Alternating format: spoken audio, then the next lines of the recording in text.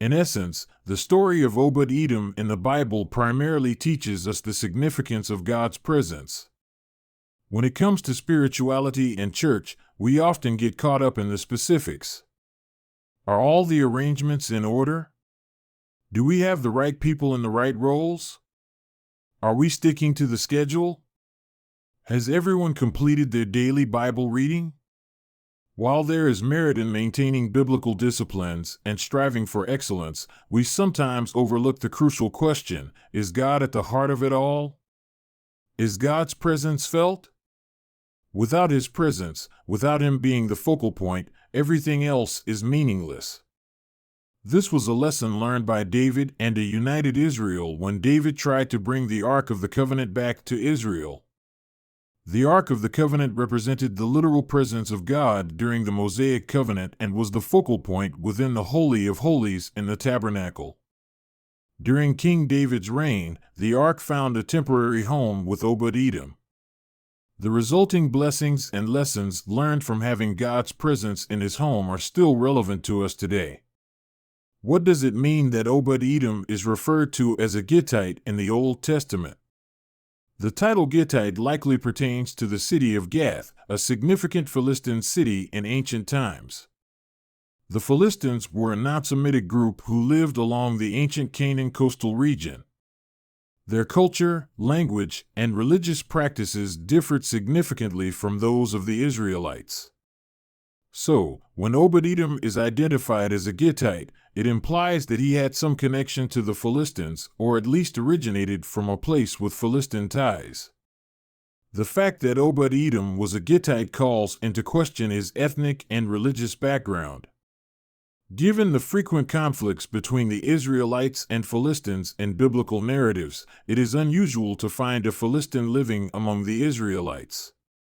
One possibility is that Obed Edom could have been a descendant of a Philistine who settled in Israelite land or a Philistine who converted to Judaism. The concept of a Philistine converting to Judaism is not without precedence in biblical history.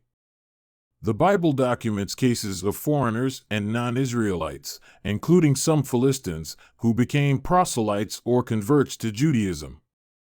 These individuals often adopted the God of Israel and the Israelite lifestyle, which involved adherence to the Mosaic law and worship at the Israelite sanctuary. In the case of Obed Edom, his family may have chosen to align themselves with the God of Israel, explaining their involvement with the Ark of the Covenant. In the biblical account in 2 Samuel 6 and 1 Chronicles 13, Obed Edom brings the ark into his house and looks after it following an accident during its transportation.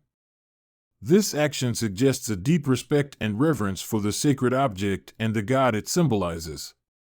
The prosperity experienced by Obed Edom's family while the ark resided in their house was interpreted as a sign of divine favor. The story of Obed Edom also emphasizes a recurring theme in the Bible, the inclusivity of God's covenant.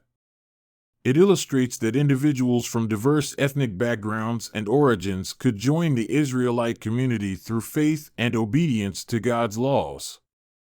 This inclusivity is echoed in multiple biblical passages stressing the importance of treating foreigners and converts with kindness and justice.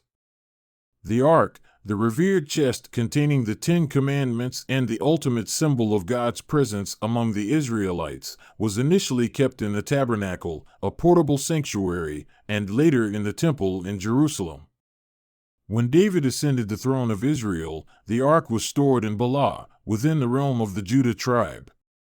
As Israel's king, David declared Jerusalem his capital and aimed to relocate the ark there.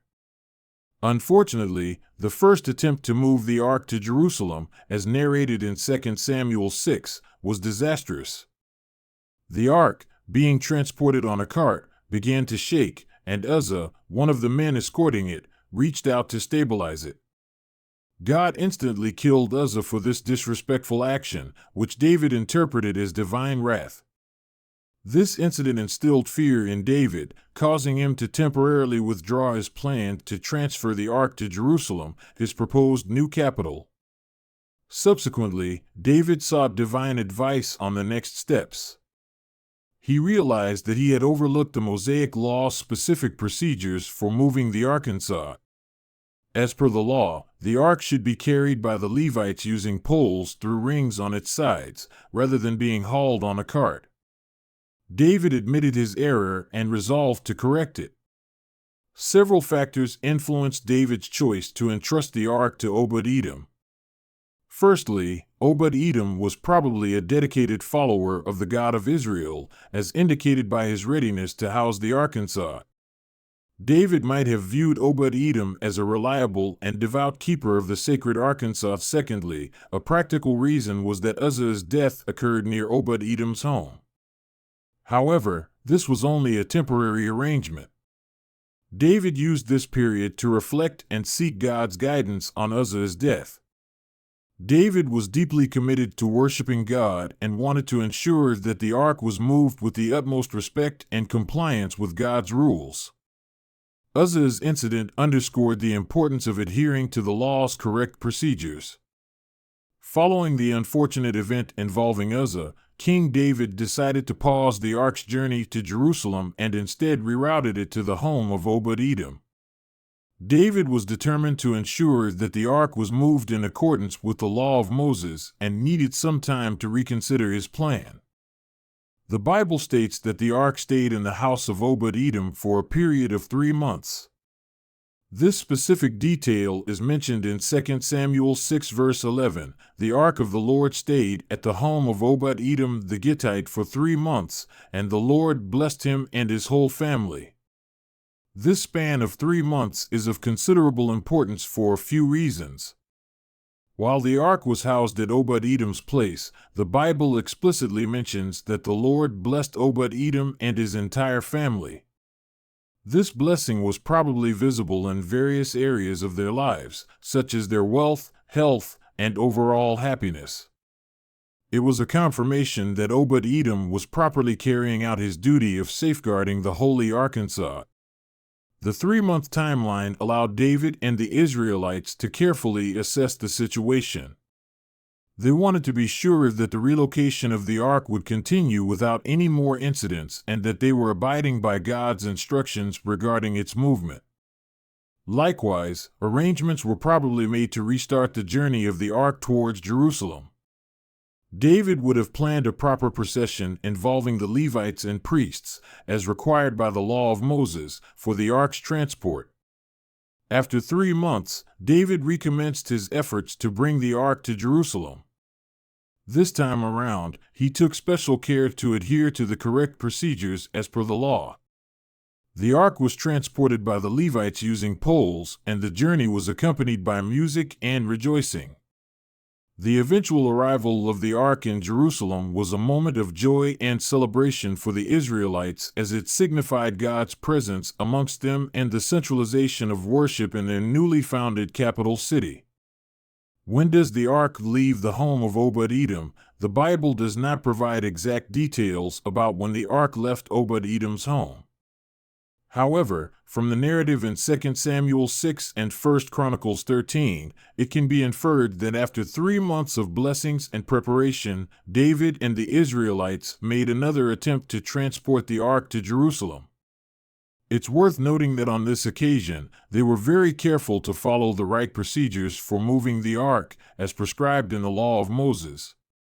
The Levites carried the ark on poles, and the procession was marked by a sense of reverence and obedience.